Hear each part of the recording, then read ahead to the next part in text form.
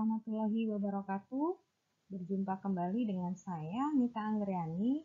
Dan kali ini kita akan membahas tentang materi kimia analitik. Sebuah pengantar ya bagi mahasiswa untuk lebih memahami apa itu pengertian kimia analitik dan ada berapa macam ya dalam melakukan analisis kimia gitu ya. Langsung saja kita lihat definisi dari kimia analitik atau sering juga disebut dengan kimia analisis ya. Merupakan salah satu cabang ilmu kimia yang mempelajari tentang pemisahan atau separasi, kemudian mengidentifikasi, lanjutnya mendeterminasi atau menganalisis suatu komponen kimia di dalam suatu bahan. Bahannya itu baik bisa bahan alam maupun bahan buatan yang dibuat oleh manusia. Nah, tujuannya apa kita melakukan analisis kimia ini? Ya, kita ketahui bahwa dalam kehidupan sehari-hari manusia kita membutuhkan banyak benda-benda, bahan yang akan kita gunakan maupun kita konsumsi gitu ya. Dan kita temukan bahan-bahan di dalam sekitar kita itu banyak banget gitu ya, banyak sekali. Nah, tentu saja ketika di awal kita tidak tahu apakah bahan ini mengandung sesuatu yang kita duga gitu ya, kita lakukan dulu ya penyelidikan terhadap bahan tersebut sebelum kita gunakan sehingga kita tahu gitu bahan ini apa gitu.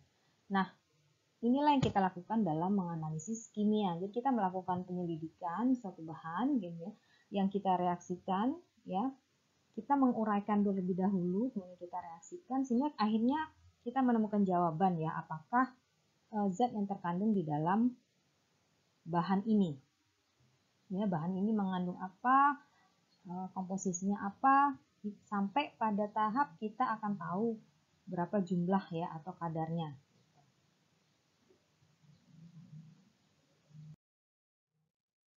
Ya, kimia analisis ini ya ada dua macam.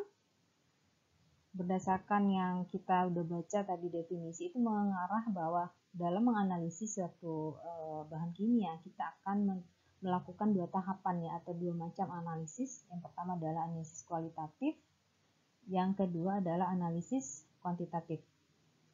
Jadi kalau kualitatif itu tahapannya adalah kita melakukan analisa sehingga kita bisa mengidentifikasi, mengetahui ya suatu zat apa yang terkandung di dalam sampel atau bahan yang kita teliti ya. Itu kita mendapatkan jawaban apakah ada zat tertentu gitu yang kita duga di awal ada di dalam itu atau tidak gitu ya, di dalam sampel itu atau tidak. Nah, setelah kita mendapatkan jawaban dari analisa itu ya, ternyata oh benar di sampel itu bisa mengandung suatu zat X misalnya gitu. Akhirnya kita ke tahap analisis kuantitatif, yaitu kita ingin menentukan atau mengetahui jumlah zatnya berapa banyak gitu ya, kadarnya berapa banyak ya, konsentrasinya berapa gitu. Itu ya perbedaan dari kualitatif dan kuantitatif. Nah, ini ringkasnya ya, kalau kita buat pertanyaan ya dalam kualitatif itu apa sih gitu ya yang kita lakukan, yaitu kita ingin menemukan jawaban dari what is it gitu ya. Misalnya kita dalam sampel air apakah terdapat logam Fe misalnya gitu ya. Apakah dia positif ada Fe-nya atau ternyata Fe-nya tidak ada. Nah, ini jawabannya di analisis kualitatif. Ternyata jawabannya positif, ada misal gitu ya. Di sampel air itu ternyata ada Fe-nya. Lanjut, berarti kita melakukan tahapan analisis kuantitatif untuk menemukan jawaban daripada how much, berapa banyak gitu ya, Fe-nya berapa banyak ya di dalam sampel ini. Nah, sebelum kita memang melakukan analisa, kita perlu pahami bahwa tidak semua unsur atau senyawa di dalam sampel itu langsung bisa kita analisis. Misalnya menemukan air atau batu gitu, saya mau langsung analisa, tidak bisa langsung semuanya ya. Kebanyakan mesti melakukan terlebih dahulu yang namanya proses pemisahan. Kenapa? Ya, karena di dalam yang kita ketahui ya, di alam itu banyak sekali bahan-bahan yang tidak murni. Dia tidak sendiri, dia bergabung atau bercampur dengan banyak bahan senyawa kimia lainnya. Jadi kalau tidak dilakukan pemisahan terlebih dahulu, maka zat-zat pengotor tersebut ya itu bisa mengganggu proses analisis kita. Ya, jadi kita lakukan proses pemisahan terlebih dahulu. Nah, dalam tahapan ya melakukan analisa itu biasanya tidak lepas dari yang namanya reaksi kimia, ya. Reaksi kimia dalam proses analisis kualitatif dan kuantitatif ada beberapa macam, ada reaksi asam basa, reaksi redoks, ya, reaksi pengendapan, dan reaksi kompleks. Nah, ini selanjutnya kita perlu paham juga ya, apa sih reaksi kimia itu, gitu ya. Reaksi kimia adalah bagaimana ya suatu bahan kimia ya bereaksi dan melakukan perubahan ya, terdapat perubahan kimia dari zat-zat tersebut. Zat-zat yang bereaksi, misalnya kita contohkan A plus B, maka A dan B ini adalah suatu reaktan yang kemudian bereaksi menghasilkan produk ya, yaitu produk C ini ya. Inilah hasil reaksinya. Nah, ini reaksi-reaksi kimia yang akan kita temui dalam proses kita menganalisis. Ciri-ciri ya reaksi kimia, dia bisa menimbulkan gas, gitu ya, timbul gas dan bahkan bisa menimbulkan ledakan. Jika, nah ini ada suaranya. Jika ada api, bisa gas tersebut akhirnya meledak, gitu ya. Dengan proses reaksi pemanasan seperti ini bereaksi dan menimbulkan gas dan bisa terbakar atau meledak jika ada api. Nah, dalam proses timbul gas itu bisa kita lihat ya secara langsung juga ya, secara kasat mata gitu. Contohnya adalah ketika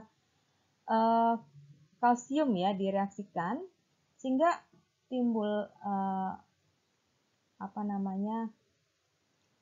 gas di sini ya. Bahkan terjadi perubahan warna ya ketika PP ya, fenolphthalein dimasukkan ke dalam larutan. Nah, ini adalah gelembung gas dari hasil reaksi kalsium hidroksida dengan air, maka lepaslah gas H2-nya ini ya, hidrogennya ini lepas. Reaksinya kemudian sangat hebat ya, timbul kabut gitu ya, di sini kelihatan. Dan dia eksotermik ya, jadi panas, itu yang menimbulkan panas. Ketika kita teteskan dengan PP, maka akan nampak perubahan warna merah jamunya. Nah, ini juga saya mengilustrasikan ya, bagaimana nih kalau seandainya kita mereaksikan ya beberapa zat itu ya, yang kemudian dia menghasilkan gas, kita bisa buktikan bahwa gas itu merupakan hasil daripada reaksi atau produk. Nah, kita perangkap ya, kita tangkap gasnya itu, kita masukkan ke larutan lain. Nah, ini contohnya misalnya A dan B ya. Prosesnya ini ada sedikit perbedaan, Anda bisa lihat di sini. Ya, nah ini proses reaksi di dalam Erlenmeyer ini, kemudian gasnya pasti akan naik ke atas ya, disambungkan dengan pipet kapiler ini. Nah, masuk ke dalam air terlebih dahulu, dan baru nanti kita perangkap lagi dengan Erlenmeyer lain. Dan akhirnya gas tersebut bisa masuk ke Erlenmeyer ya. Oke. Nah, ini juga yang proses B langsung gitu ya, langsung juga dengan tabung reaksi misalnya gitu. Nah, selain itu ciri-ciri reaksi kimia, jadi bisa jadi terbentuk endapan. Ini juga menjadi bukti bahwa kita sudah melakukan reaksi kimia gitu, terbentuk endapan. Ya, ini adalah ciri-ciri reaksi kimia, tapi tidak semua reaksi ya harus menghasilkan gas atau menghasilkan endapan ya. Ini kebanyakan reaksi bisa kita lihat prosesnya atau hasil reaksinya dengan itu. Lalu ciri-ciri reaksi kimia yang ketiga adalah bisa menimbulkan panas ya, atau terjadi perubahan suhu yang suhu tersebut dari rendah menjadi lebih naik gitu ya, lebih tinggi. Kita bisa ukur dengan menggunakan alat termometer ini ya di dalam wadah gelas kimia di mana di sini terjadi reaksi kimianya. Maka campuran alkohol dan air ini ternyata bereaksi menimbulkan massa panas ditandukkan dengan kenaikan suhu di termometer. Nah, gambar sebelahnya juga ya, itu selain contoh yang tadi, ada juga logam natrium yang juga dimasukkan ke dalam air menimbulkan panas juga. Bahkan bisa kelihatan uap yang keluar gitu ya. Dan wadah ini, wadah gas kimia ini jika dipegang juga terasa panas. Ciri reaksi kimia yang keempat adalah timbulnya perubahan warna. Nah, kita bisa tonton ya di video ini, silakan Anda tonton, Anda akan melihat nanti bagaimana reaksi kimia ini memberikan hasil ya berupa perubahan warna.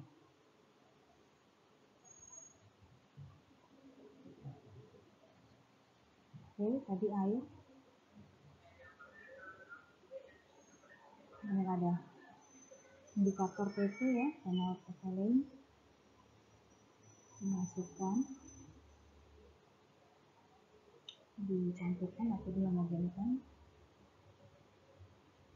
di dalam tabung reaksi ya. Di sini ada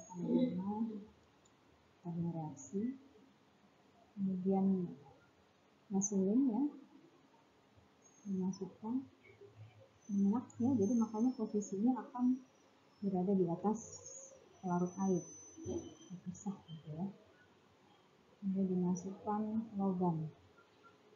Nah, Anda bisa lihat prosesnya di sini bagaimana perlahan-lahan ya warna airnya berubah menjadi keunguan atau violet gitu ya. Jadi PP tadi memang diberikan untuk mengindikasikan bahwa di situ ada perubahan pH. Reaksi ini menimbulkan perubahan pH, dan PP itu biasanya berubah warna ketika pH-nya basah.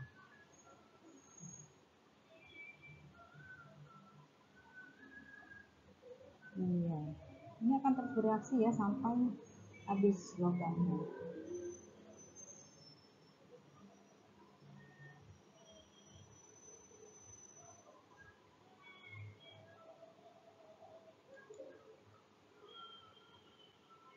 Nah, ini reaksinya berlangsung. Ya, saya rasa cukup.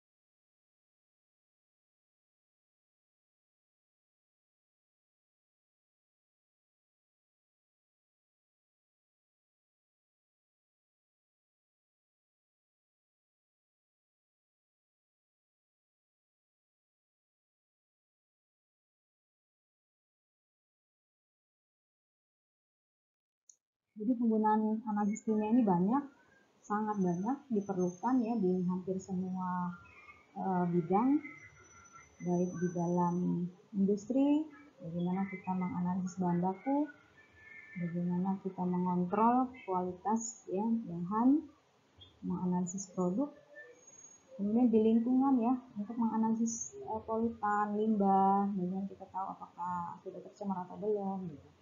Dan di dunia kesehatan tentu saja kita sebagai salah satu bagian dari analisis kesehatan itu kita bisa pakai untuk analisis obat, darah, urin ya, dan masih banyak lagi.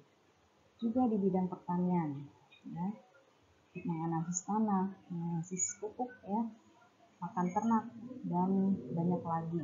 Sebenarnya masih banyak ya selain ini Anda bisa lebih perdalam lagi, silakan googling. Nah, untuk tahap analisisnya kita biasanya mengambil sampel dulu. Kenapa butuh sampel? Karena kan tidak bisa kita, misalnya kita melihat perairan, apakah semua air itu lalu kita analisis? Kan tidak, jadi kita mengambil sedikit saja, itulah sampel kita mewakili daripada bagian yang akan kita analisis sebenarnya ya, sampel. Kemudian kita akan mengubah analitnya adalah sesuatu yang ingin kita cek, misalnya kita ingin mengetahui Fe atau besi ya, Fe-nya itu kita rubah ya ke dalam bentuk yang sesuai dengan metode yang ingin kita pakai apa gitu ya, kita pakai, kita pilih gitu metodenya seperti apa. Ini baru dilakukan pengukuran baik secara fisika dan kimia. Dan di sini biasanya nanti kita akan pakai reaksi-reaksi kimia kita ya untuk menentukan itu. Terakhir baru perhitungan ya, kita hitung. Kalau di kualitatif tidak, mungkin batas di 3 aja kita stop, tapi kalau kuantitatif kita akan melakukan perhitungan sehingga keluar angka jumlahnya itu berapa, kadarnya itu berapa. Oke, mahasiswa sekalian, nah ini terakhir ya, apa dari paparan saya yang tadi saya sampaikan, saatnya review ulang ya. Saya akan menanyakan 3 pertanyaan ini. Silakan Anda jawab di kolom komen di bawah ya, sebutkan juga nama dan NIM-nya masing-masing. Pertanyaan pertama, apa itu kimia analitik atau kimia analisis? Dan yang kedua, apa perbedaan kimia analisis kualitatif dan kimia analisis kuantitatif? Dan yang ketiga, sebutkan contoh reaksi kimia yang menimbulkan warna.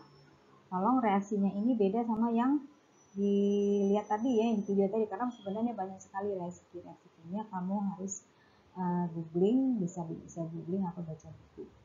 Saya tunggu responnya dan terima kasih sudah belajar bersama kita di sini ya. Semoga ilmunya bermanfaat. Assalamualaikum warahmatullahi wabarakatuh.